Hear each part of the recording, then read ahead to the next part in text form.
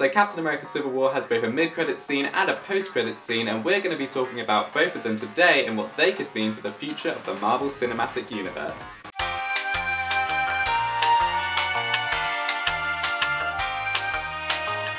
The first scene we're going to be talking about is the mid-credits scene, which starts off with Bucky still missing an arm, telling Captain America that he has decided to go back on ice because he can't trust himself not to flip out and start killing people again. That seems like it would really suck for him. I mean, honestly, it's a shame he pissed off Tony Stark so much by killing his parents, because if there's one person in the Marvel Cinematic Universe that could make some super high-tech earplugs that would block out Bucky's activation words, it's Tony Stark. So that's a shame. Looks like he's going to have to be frozen instead, so that's what he does, and we see him get frozen. It's at this point that the scene shifts over to a conversation between Captain America and T'Challa, the Black Panther. It is revealed that Popsicle Bucky will be kept safe in Wakanda, a place where Captain America's Avengers could also be staying in the short term. It seems that T'Challa has really done a full 180 on his opinion of Cap and Bucky, after finding out Bucky was framed for the bombing that killed his father, and that he'd been brainwashed into committing his previous crimes. Steve Rogers tells T'Challa that if Iron Man and his Avengers team find out where Bucky is, they will come for him, and Black Panther says, let them try. So what does this scene mean for the future of the MCU? Well, obviously we have a Black Panther movie coming in the not too distant future. It's currently set for release in February of 2018.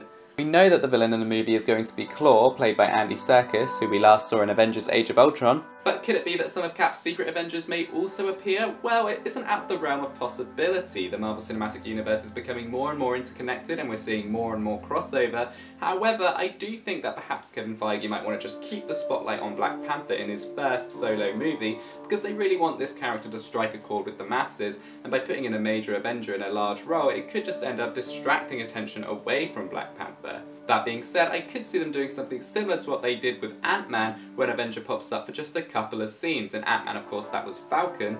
This scene suggests to me that if they were to go down that route for the Black Panther movie, it would be either Bucky or Captain America that would appear. But honestly, this is all just speculation at the moment. If none of Captain America's Avengers appear in Black Panther, then I don't believe that we'll see these characters again until Infinity War Part 1 in May 2018. And I think that because Spider-Man is of course buddied up with Tony Stark, so there'd be little reason for Cap to show up in Spider-Man Homecoming, and for the most part at least, Thor Ragnarok and Guardians of the Galaxy Volume 2 are going to be set in space, so there's really no reason why he'd pop up there either. This scene is also notable for giving us our first real glimpse of Wakanda. We didn't end up seeing much of it in Age of Ultron, and to be honest, we don't see much of it here. What we do see is blanketed in mist and fog, with the only visible landmark being the huge Black Panther statue, which looks pretty cool indeed. This scene also suggests to me that we're not going to be seeing the Winter Soldier take on the mantle of Captain America anytime soon. There was a rumour going around that Captain America was going to die at the end of Civil War, just as he did in the comic book, and then either Bucky or Sam Wilson would take on the mantle. Well,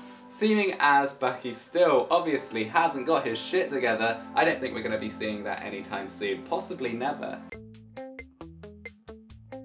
The second scene comes after all the credits have finished rolling, and it is a Spider-Man scene. We see Tom Holland's Peter Parker messing around with his new tech courtesy of Tony Stark.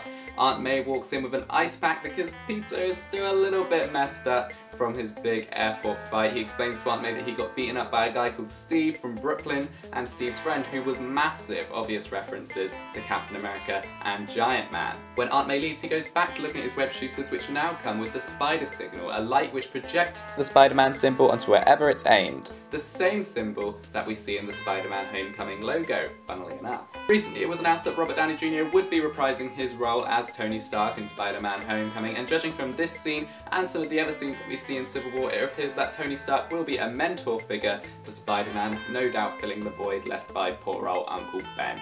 Outside of this, there isn't really much that we can take from this scene. Spider-Man Homecoming is still very much a mystery aside from Robert Downey Jr.'s casting and the rumour that the Vulture is going to be the villain in the movie, one of the big Spider-Man villains that we're yet to see in live action, so that would be interesting.